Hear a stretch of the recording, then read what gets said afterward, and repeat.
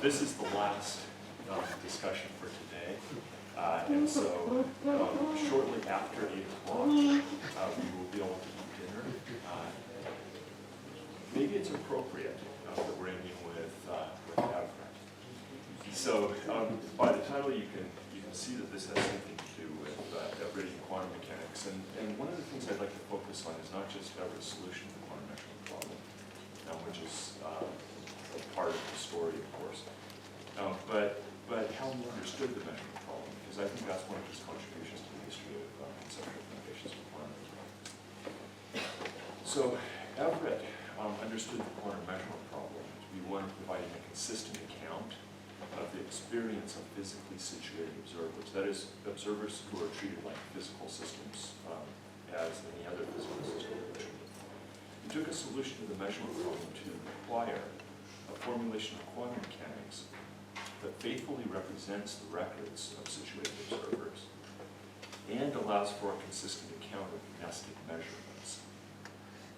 He began by arguing that the standard von Neumann collapse formulation of quantum mechanics does not provide a consistent narrative for the interactions between physically situated observers. Everett's discussion of the measurement problem in the long version of his PhD thesis begins with von Neumann's two dynamical laws, process one, the collapse of the quantum mechanical state, which is random. Process two, the unitary dynamics, which depends only on the energy properties of the system. And the measurement problem from Everett's perspective involved the mutual inconsistency of these two dynamical processes.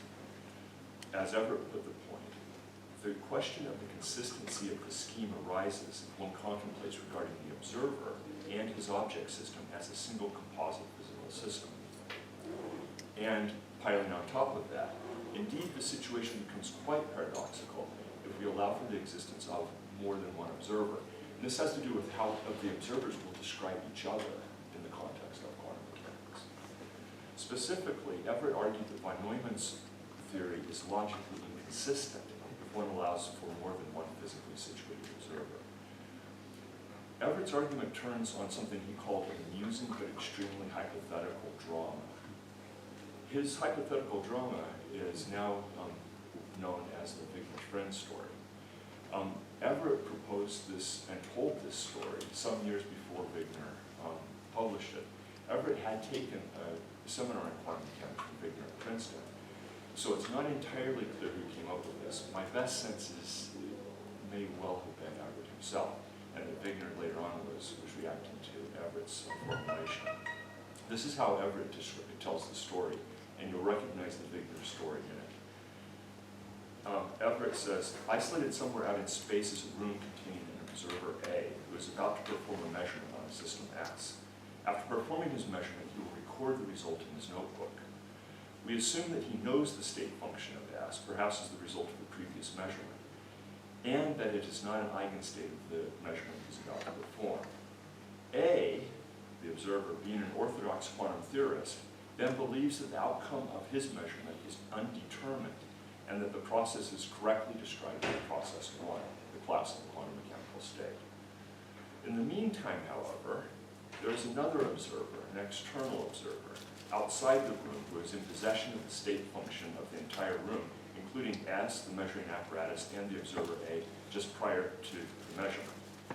B is only interested in what will be found in the notebook 1 week hence, so he computes the state function of the room for 1 week in the future according to process 2, the deterministic dynamics. That is, B treats observer A as if observer A is a physical system like any other. The problem posed by the drama is one of reconciling A's random prediction with B's deterministic computation of A's evolution as a physically situated observer. So we can add some detail to this and see what it looks like dynamically. Suppose inside the box we have A and A's measuring device, and we have a physical system S that's in, say, Z spin eigenstate, and the A is getting ready to measure X spin. Assuming perfect correlations between the systems, A is going to calculate by process 1 that she'll end up with either a state where she records X spin up or a state where she records X spin down, and she will cause the collapse. And in this case, because of the coefficients, the probability is 1/2 for each possibility. Meanwhile, B will calculate that this will be the entangled superposition that describes the contents of the boxes. And this is going to follow from the linearity of the dynamics of process 2 together with perfect correlations. The point is that Everett's hypothetical drama yields a straightforward logical contradiction in the state attributions of the two observers. A attributes one of these two states, and B attributes this state, and those three states are all different states in Hilbert space. Everett concluded, quote, "It is now clear that the interpretation of quantum mechanics with which we begin is untenable if we are to consider a universe containing more than one observer. We must therefore seek a suitable modification of this scheme or an entirely different system of interpretation." To this end, Everett took B's computation of the state to be the right computation. Everett was committed to the measuring our observer A being a physical system like any other. And so he held that A will end up in the entangled superposition inside the box that looks like that in this particular case. Everett held that A must be understood as a physically situated observer. And physical systems like A are, quote, "subject to the same type of description and laws as any other system." B is hence entirely right to use linear dynamics to calculate A's future state. Everett also held that B might in principle perform a measurement to show that the resultant state is in fact that entangled superposition. Now this is going to be an extremely difficult observable to measure.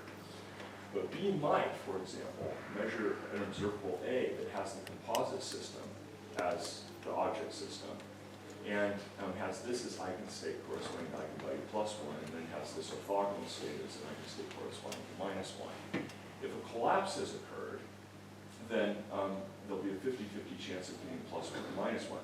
If no collapse has occurred, and B has calculated the right state, then whenever A is measured, B is guaranteed to get +1. That it's always in principle possible to show that there's no collapse of the state on measurement is why Everett took every element of the superposition being equally real. It wasn't a commitment to many worlds, it was a commitment to the unitary dynamics. Quote, "It is improper to attribute any less validity or reality to any element of the superposition than any other element, due to this ever-present possibility of obtaining interference effects between the elements. All elements of the superposition must be regarded as simultaneously existing." Everett knew it would be difficult to carry out the proposed computation from B's perspective.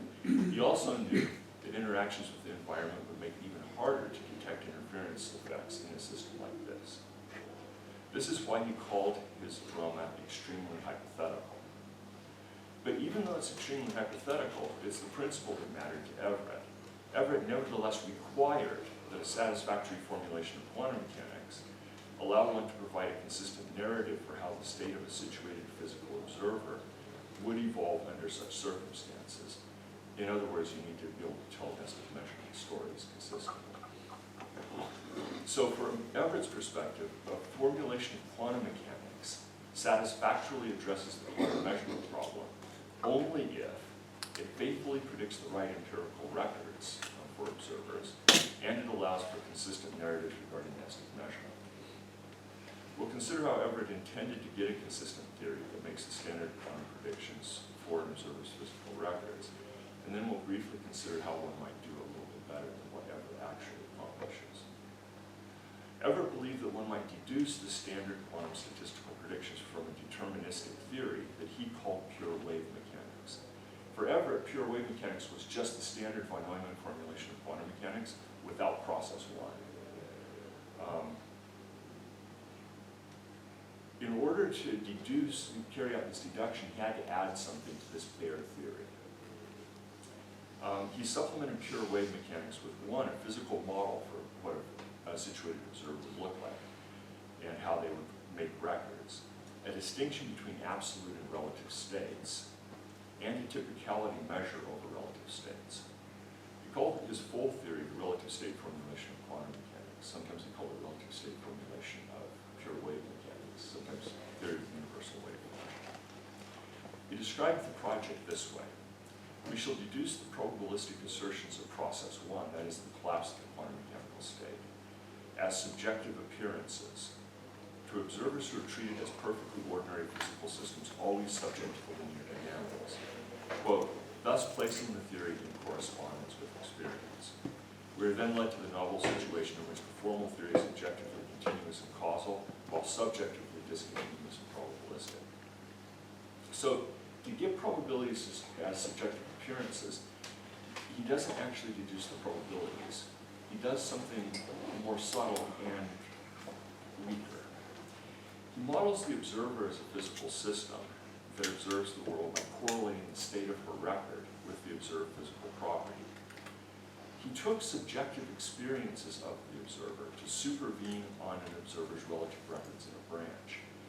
So for our post-measurement state, there are two branches here that are relevant for describing the experiences of observer A. In this branch, A got the result and has the record X spin up relative to the system being X spin up. In this branch, A has the result X spin down relative to the system being X spin down. The supervenience relation is this. For an entangled superposition like this, Everett took it to be the case that there's a sense in which the observer has two experiences. Relative to S being X spin up, A experiences X spin up, relative to S being X spin down, A experiences X spin down. He then showed that pure wave mechanics predicts the standard quantum statistics for a typical sequence of relative measurement records. He took the relative state formulation to be empirically faithful, the terminology he used, because one can find one's experience in the model of the theory as a typical sequence of relative records. It's not that it makes the right empirical predictions for probabilities. It's that when we look at relative records, we see the right quantum statistics in those relative records. Everett clearly and repeatedly insisted that there are no probabilities in pure wave mechanics. That he took this to be a central feature of his theory is reflected in the fact that he had originally entitled his PhD thesis, Wave Mechanics Without Probability. Rather, he sought to show that the sequence of an observer's relative measurement records in a typical branch on his measure of typicality will exhibit the standard quantum statistics and appear to be randomly distributed as required by process 1. On the assumption that relative records characterize an observer's experience, it will therefore appear to a typical relative observer that the standard quantum probabilities hold. There's no probabilities in the theory that we do. To show that typical branches exhibit the standard quantum statistics, Everett needed a typicality measure of the branches. And you don't get this for free. All you have are coefficients on the terms. In order to get a typicality measure, Everett introduced a series of formal constraints until a particular measure was uniquely determined. First, he required that the standard axioms for being a probability measure obtained, even though this is not going to be a probability measure, it's going to be a typicality measure. He required that M be a positive function of the complex valued coefficients associated with the branches of the superposition. This is a big constraint. He then introduced a sub-branch additivity condition. He required descendant branches, the sum of the measures on those branches, to equal the measure associated with the ancestor branch. Together, he took these constraints to determine the measure to be the norm-squared amplitude measure of the branches. So suppose that we start with a state like this, where we have alpha and beta as the coefficients. By the linearity of the dynamics, we end up with a state like this. The B computes for observer A, where we have alpha and beta. Now, normally this would be probability alpha squared of getting this result, and probability beta squared of getting this result. But from Everett's perspective, both of these things happen. They're both equally actual. It's just that each one of these branches has a weight associated with it. The weight associated with this branch is alpha squared, and the weight associated with this branch is beta squared. And that's going to tell us how typical each of those branches are as we perform more experiments. Well, M assigns a measure to each branch equal to the probability that will be assigned to the corresponding outcome according to the standard collapse theory. In Everett's relative state formulation, M is a typicality measure, and hence there's nothing whatsoever regarding the probability of alternative measurement outcomes. Indeed, inasmuch as Everett took all branches to be equally actual, he took the probability of each branch to be 1.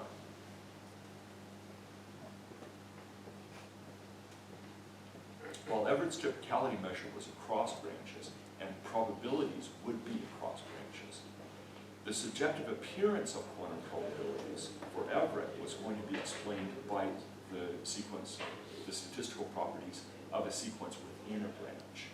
So the probabilities are inside the branches. So here's Everett's deduction quickly. Suppose that we have an infinite series, an omega sequence of systems Sk, all in this initial superposition with the same coefficients. And suppose that the measuring device interacts with each of these systems in turn, according to linear dynamics. This will produce an increasingly complicated and tangled superposition of different sequences of measurement outcomes. After the first interaction, we'll have a superposition of M having the result up and M having the result down. After 2 measurements, we'll have a superposition of M being up for the first and up for the second, down for the first, up for the second, etc. After n measurements, we'll have 2 different terms in this superposition. It'll be a big entangled superposition. Now, what we want to be able to talk about is what a typical term in that superposition looks like. The first 3 branches look something like this, and it keeps going. Now, Everett's not going to say that the probability of this one happening is alpha cubed norm squared. He's going to say that all of these happen, but the typicality associated with each of these is given by the norm squared of the coefficient on that term. And then he wants to argue, he wants to prove that in the limit, measure 1 of the terms in this norm squared coefficient measure will exhibit the standard form of statistics. So Everett argued that in the limit, as the number of measurements gets large, almost all branches in measure M, not by count, that's typically not true, but in measure M, will describe sequences of measurement records that are randomly distributed with the standard form of statistics. And indeed, one can show that that's true for relative frequencies. In the limit, measure 1 of the terms will exhibit the standard form of statistics for relative frequency. And for any standard test for randomness, including algorithmic tests like Martin-Lurf random or Schnorr random, measure 1 of the terms will exhibit, will satisfy the tests, the algorithmic tests of randomness. Hence, the records of a typical observer, relative observer, will exhibit the standard form of statistics. So Everett's conclusion is, therefore, qualitatively at least, the probabilistic assertions of process 1, the collapse, will appear to be valid to the observer described by a typical element of final superposition. And that's the punchline. The relative state formulation of quantum mechanics is empirically faithful because one can find one's experience in the model of the theory as a typical sequence of relative records. This is Everett's full deduction of quantum probabilities as subjective appearances. He doesn't deduce the standard forward-looking quantum probabilities. He deduces something about typical branches. So here are a few reflections on his project from his perspective, how he thought of it, and then how it's played out a bit since. Dropping the collapse dynamics from the standard von Neumann formulation of quantum mechanics immediately poses 2 problems. The collapse dynamics, after all, does something. It explains our determined records of the measurements, and it explains the standard forward-looking probabilistic predictions of quantum mechanics. So you need to recover both of these somehow. Everett's strategy for addressing both problems was to show that one could find one's actual experience in an appropriate sense in a model of the theory. Bryce DeWitt, mentioned earlier today, wrote a letter to Everett's advisor, Wheeler. Wheeler had DeWitt read the thesis. But DeWitt didn't like the thesis, and so Wheeler says to Everett, you write him back and explain what's going on. So Everett began by summarizing his understanding of the proper cognitive status of physical theories. This is what Everett thought a good physical theory should do. I must say a few words to clarify my conception of the nature and purpose of physical theories in general. To me, any physical theory is a logical construct, model, consisting of symbols and rules for their manipulation, some of whose elements are associated with elements of the perceived world. If this association is an isomorphism, or at least a homomorphism, we can speak of the theory as correct or faithful. The fundamental requirements of any theory are logical consistency, and then this correctness in this sense, this kind of empirical faithfulness. So Everett's requirement that one be able to find the perceived world in a model of one's theory is closely akin, for those who are familiar with this, it's closely akin to Bosman-Crossing's structural notion of empirical adequacy. And that's worth reflecting on. Of course, Boss's notion comes much later. That we can find our experience in a model of the theory as a typical sequence of relative records is a suggestive virtue of the relative state formulation, no question. But one might also want something stronger as an explanation for why we get determined records. Being able to find my experience in the model of the theory doesn't really tell me in a robust sense, one might argue, how I ended up with a determinate record. And we might want some account of standard forward-looking quantum probabilities. Regarding determinate records, one might want to know why a physical observer experiences the records on only one branch, and have a firmer sense of this than just that we can find that one set of experience in the model. This is the explanatory aim of adding conditions for individuating alternative physical worlds in a many worlds extension of pure wave mechanics. Other folks have wanted explanations like this as well.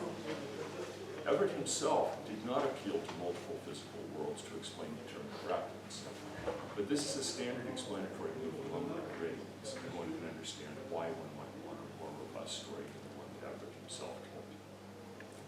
Concerning probabilities, Everett did not deduce the standard forward-looking probabilities of von Neumann's process 1 of the collapse dynamics. Rather, he showed that within a typical branch it will appear that process 1 generated the sequence of records at a time. That typical sequences of relative records will exhibit the standard quantum statistics at a time in no way entails that one should expect one's present or future records to be typical. To get anything like this, one would need auxiliary assumptions that connect the typicality measure to an observer's probabilistic expectations.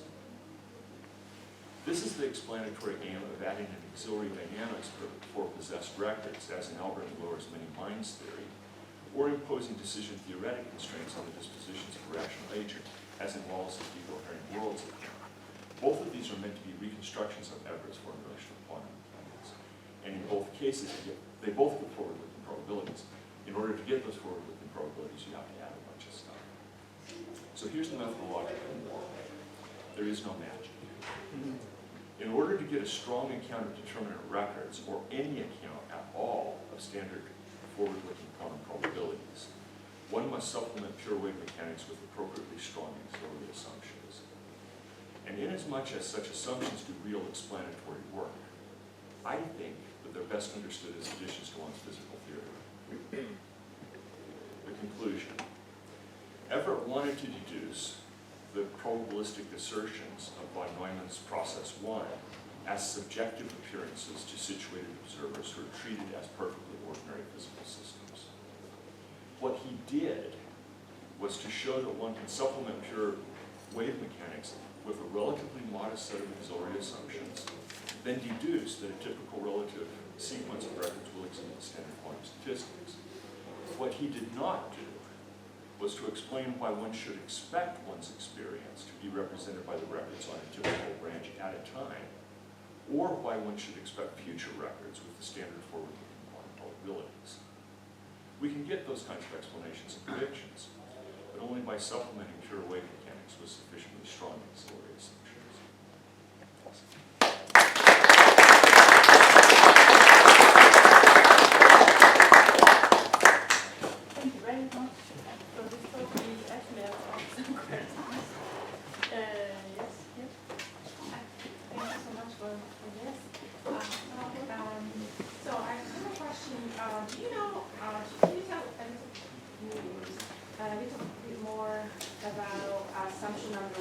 why should we count with weights?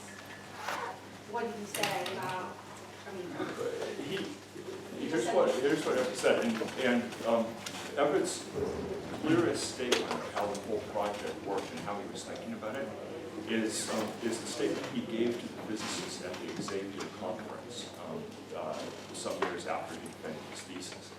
What he said is, he says up front, I want to be able to talk about what's true in a typical branch of the wave functions. Therefore, I need a notion of typicality that I can use to say which branches is more typical than others. Therefore, I need a measure. So what measure am I going to use? He thought this was a natural measure. And after in the first version of his dissertation, he said, this is one measure that I use.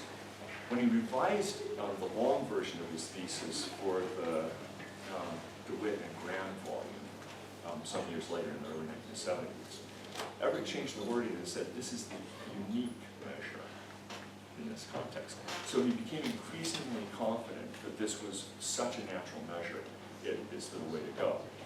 We see this play out even now with people like Carroll and Sevens. They think that the unique measure is going to be the one given by the reduced density.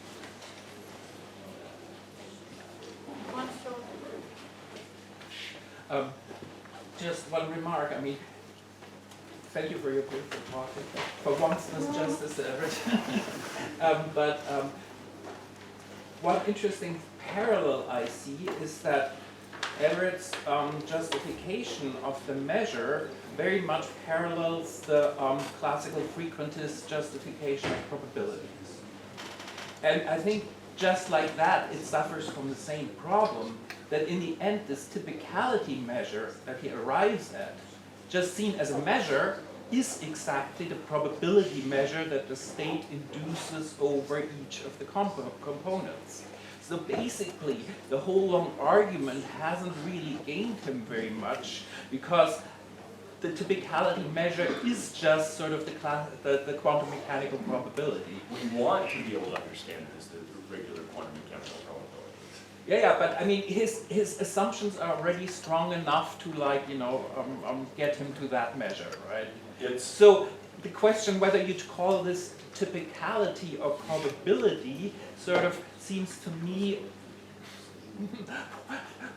it's just a little bit of hand waving, right? To call it now typicality and not probability, because you don't want to say. I exactly understand the motivation, right? Yeah.